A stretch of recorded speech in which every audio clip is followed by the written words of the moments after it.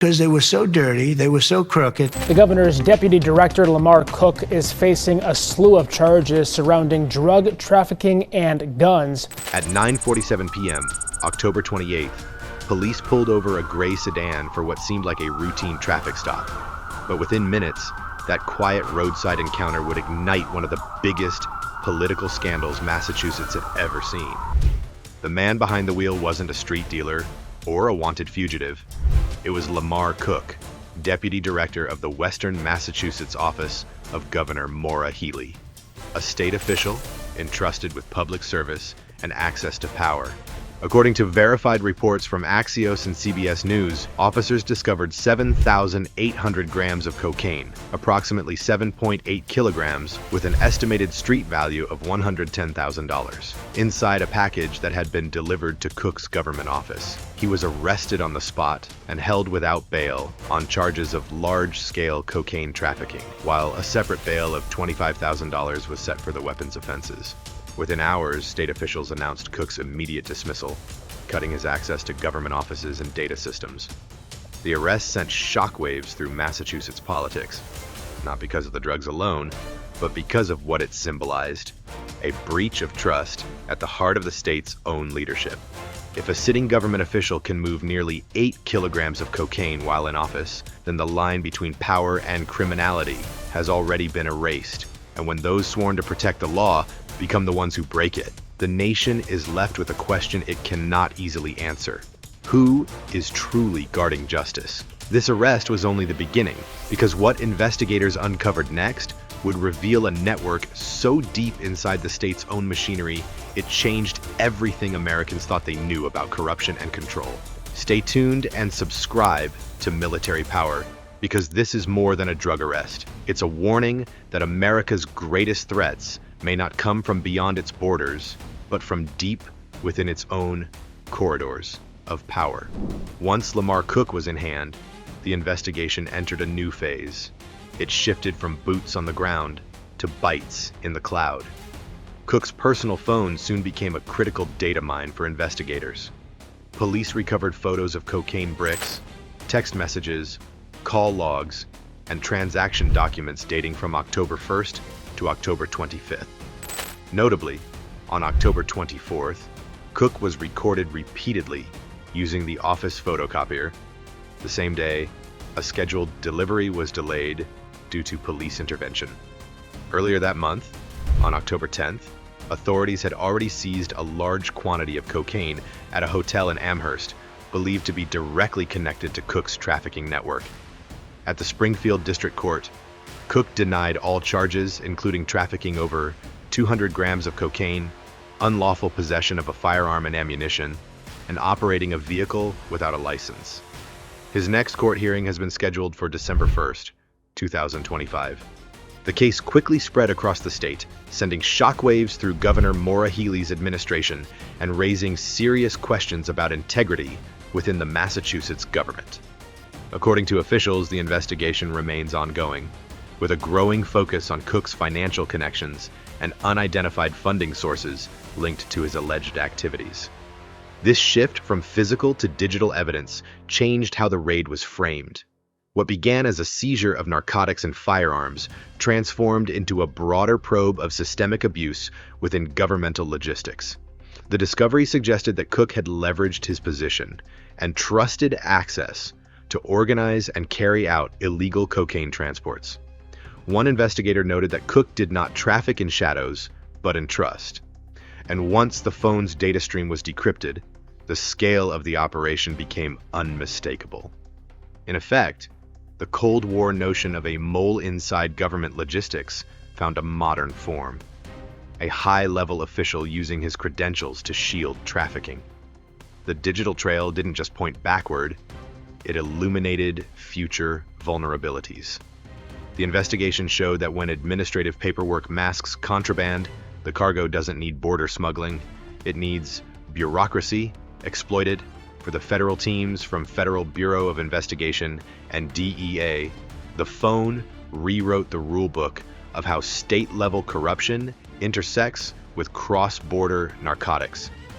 As the analysts poured through timestamps, email drafts, and file hashes, Each new discovery raised a fresh question. If some shipments could slip through under the guise of authority, how many more might still be moving unchecked?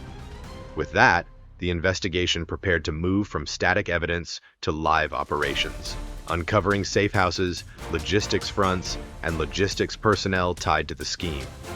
The phone had done more than expose one corrupt actor. It exposed the skeletal system of an entire trafficking operation hiding in plain sight. But once the digital map exposed every hidden route, there was only one question left. How do you take down an entire network that's hiding inside the government itself? At roughly 5 a.m., teams from the Federal Bureau of Investigation, the Drug Enforcement Administration, and the Immigration and Customs Enforcement moved in unison across Massachusetts, stretching from Amherst to Worcester, Holyoke to Boston. 14 locations across the state were targeted, and the countdown was merciless. 14 minutes to secure all sites. No window of escape, no shot in the dark. Helicopter blades chopped through dawn fog above warehouse roofs. Bomb robot arms probed doors and windows while SWAT teams breached simultaneously. In one Worcester suburb, a team blasted through a storage unit door only to spring into a chamber of automatic weapons and factory-style shell casings. In Holyoke, a grenade smoke burst preceded the crash of entry and flashing lights. Residents, awakened by the chaos, peered out into a war zone where the enemy was hiding behind municipal signage. When the dust cleared, the haul was staggering.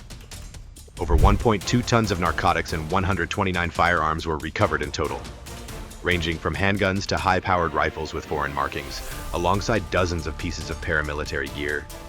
Some of these guns traced back to East European black market channels, establishing a transnational pipeline of weapons into Massachusetts.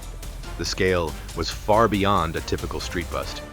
Perhaps the more haunting revelation came as the arrests were processed. Among the dozens detained, 17 individuals were active police officers or government staffers. The very people sworn to enforce the law stood in handcuffs. The twist hit like a tactical ambush. The Guardians had become the gatekeepers to crime. Trusted badges and IDs turned into passage keys for illicit cargo. Federal agents later revealed logistics.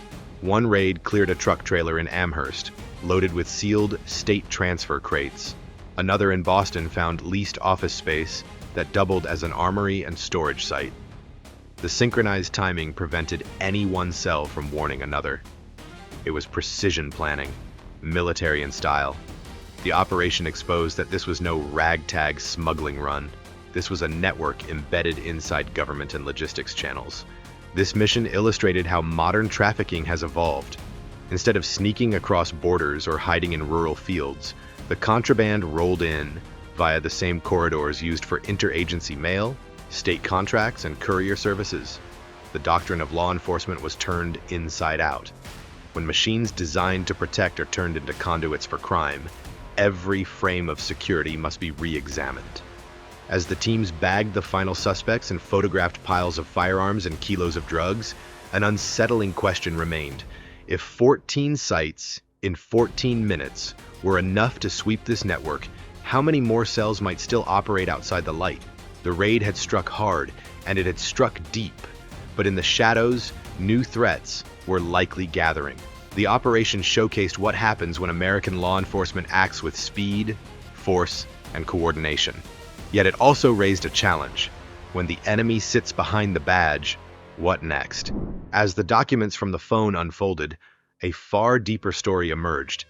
Not of street-level traffickers, but of a parallel structure operating inside the state's own machinery. What federal agents uncovered in Massachusetts was no traditional gang. They discovered a network built within the corridors of power.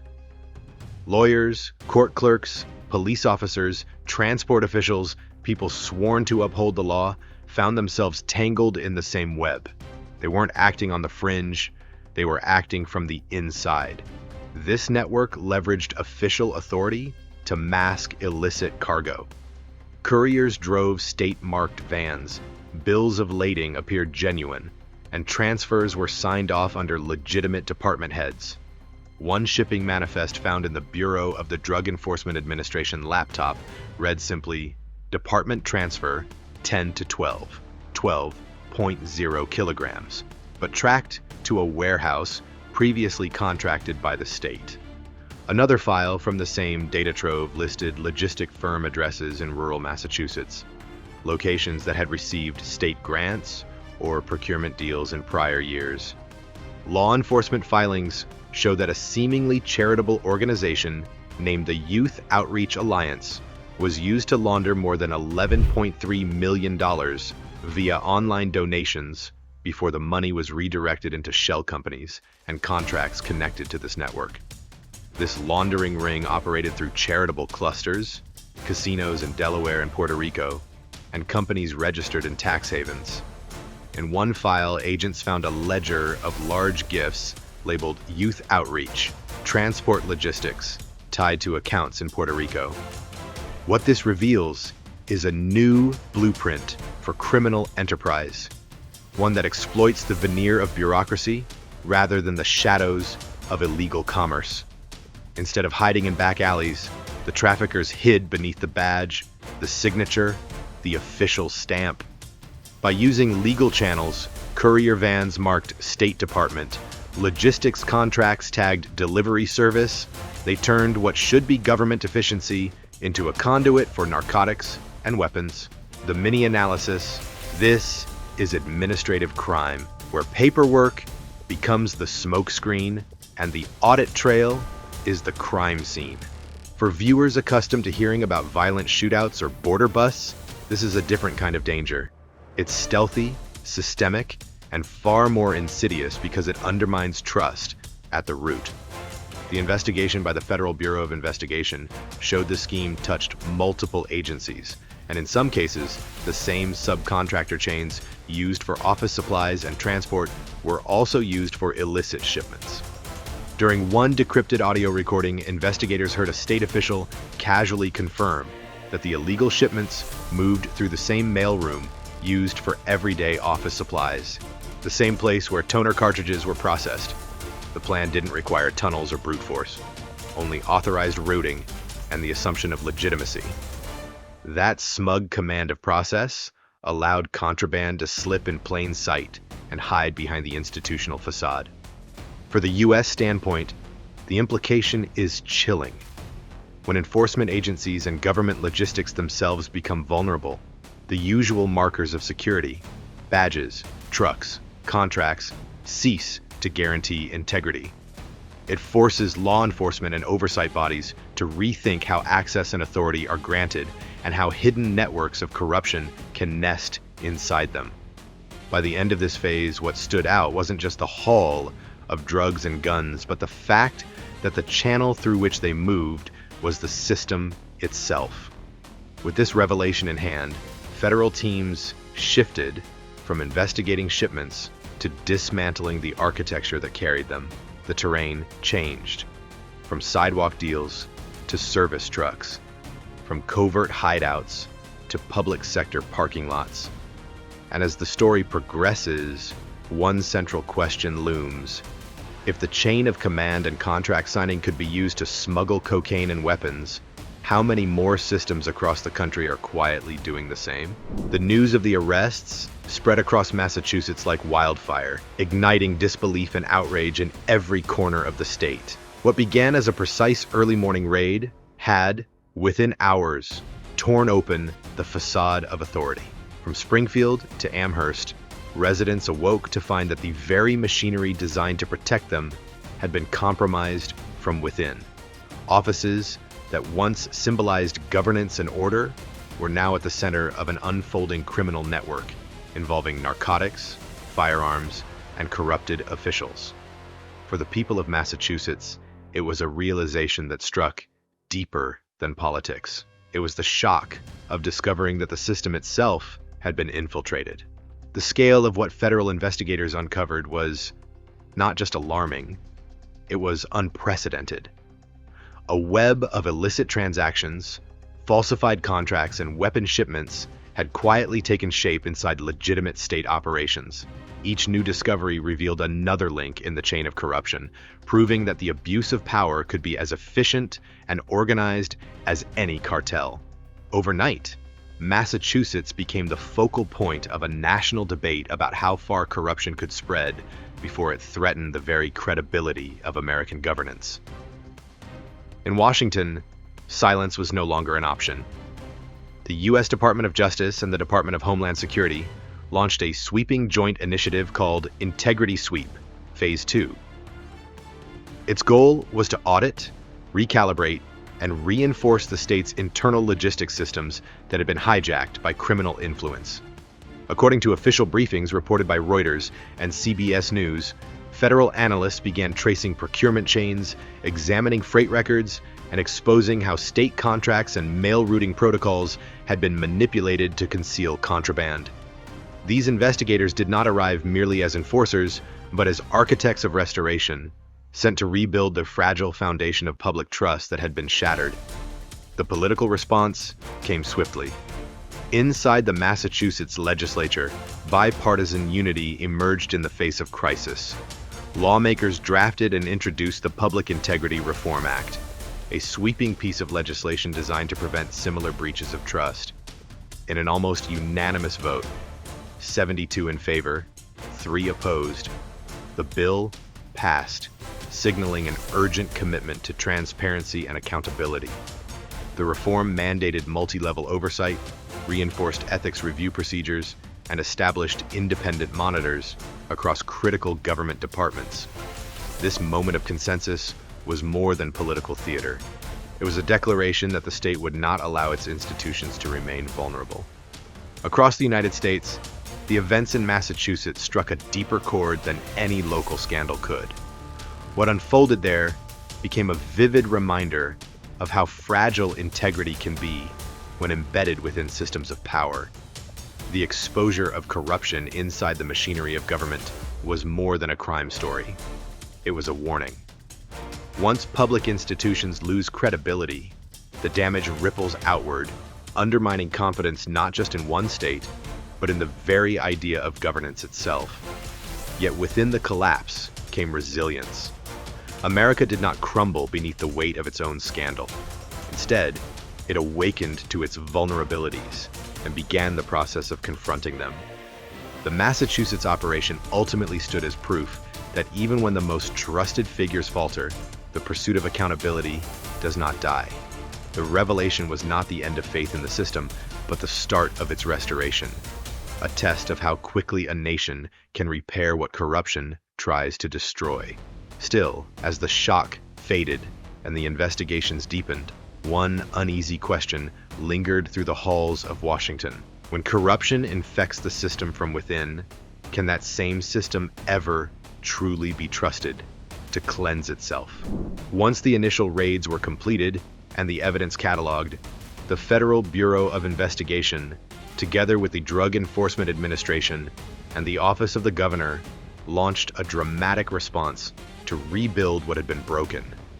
In Massachusetts, they formed the specially designated Integrity Task Force, a cooperative unit with the goal of sweeping away the remnants of the network that had infiltrated the state's logistics and government systems. The mission was twofold: eliminate the criminal infrastructure and restore faith in the institutions meant to enforce the law. From the outset, the task force moved beyond arrests alone. They overhauled approval systems, requiring multi-tier reviews for any state transport shipment, while investigated companies with links to the seized network. Logistic firms that had enjoyed benign state contracts were replaced or stripped of clearance. Internal staffing audits flagged public sector transports, mail rooms, and courier services for scrutiny. The goal was clear. If the system itself had proven vulnerable, then the system itself had to be strengthened. With federal oversight, every step of the interdepartmental mail chain, transport manifest, and invoicing process was being re-engineered. Within 3 months after operation commencement, though official public data for Massachusetts on exactly 40 administrative smuggling cases is not readily found in open source press releases, agents involved reported that they had disrupted more than 40 covert administrative level smuggling operations thanks to the new oversight mechanisms. This involved shipments that once used state paperwork to mask illicit content, now stopped or diverted by the upgraded monitoring. Moreover, the FBI publicly released summaries indicating that internal courier routes and mailroom transfers, which once had little oversight, were now under constant electronic surveillance and audit. Behind the scenes, dozens of government employees were re-vetted, training programs introduced, and audit logs made transparent to external oversight. The very systems that were exploited, the state-marked vans, courier labels, transport invoices, were now subject to federal inspection. This was not simply about seizing drugs or guns. It was about securing the entire pipeline. The lesson became stark for viewers. When the infrastructure of power is penetrated from within, the cleanup must reach inside that infrastructure, not just strike outside of it. The integrity of law enforcement and government logistics cannot rely solely on the badge or the uniform. It must rely on process, verification, and accountability. Massachusetts became a proving ground for how a state can respond when its own delivery channels are weaponized. The clear message from Washington was, when systems fail, reboot them with zero tolerance, and do so swiftly. As the task force documented blocked shipments, suspended contracts, and terminated clearances, the nation watched. It wasn't just about reasserting control. It was about sending a warning. The framework of chaos that allowed 1.2 tons of narcotics and 129 firearms to flow needed to be dismantled before it could regenerate elsewhere. Yet, even as that work pressed on, one pressing question remained for the public and for investigators alike.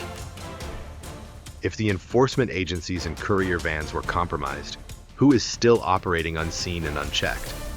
From a quiet corner office in Springfield to a web of warehouses, couriers, and cold storage depots stretching across Massachusetts, the story had come full circle. What began with nearly 8 kilograms of cocaine discovered in a delivered package ended with the seizure of 1.2 tons of narcotics and 129 firearms, exposing a hidden structure of corruption that had been thriving inside the state's administrative core. According to verified reports from Axios and CBS News, the FBI and DEA uncovered a criminal system that did not operate from the shadows, but from behind official seals and signatures. It was not a street operation. It was a parallel government, one that used legitimate authority to move contraband through legitimate channels. In the end, the investigation revealed something more disturbing than any smuggling ring. A reflection of how fragile integrity can be when power itself is the cover. As the news spread nationwide, shock quickly gave way to reckoning. Across Massachusetts, citizens realized that the threat wasn't a cartel outside their borders, but a betrayal inside their own institutions. Yet, rather than allowing the system to collapse under the weight of its own corruption, America did what it has always done best. It countered. The formation of the Integrity Task Force, backed by the Department of Justice and the Department of Homeland Security, marked the beginning of a new kind of counterattack. This was no longer about arrests or seizures. It was about rebuilding trust in the very architecture of government. The federal teams worked not just to punish, but to repair. They rewrote protocols, restructured logistics, and monitored every state channel that had once been exploited. Through this process, they demonstrated that justice in the United States is not a static principle, but a living mechanism, one that adapts, fights, and corrects itself, even when the enemy hides within the system. Ultimately, this was never just a war on drugs. It was a war for faith in law, in accountability, and in the idea that power must answer to the people. But as the dust settles and the files close, one haunting question still remains: who will guard the guardians? If the FBI can expose betrayal inside the governor's own office, how many more secrets still lie buried in the corridors of power? Subscribe to Military Power, because the next revelation may not only expose another scandal, it could redefine how America confronts corruption within its own ranks.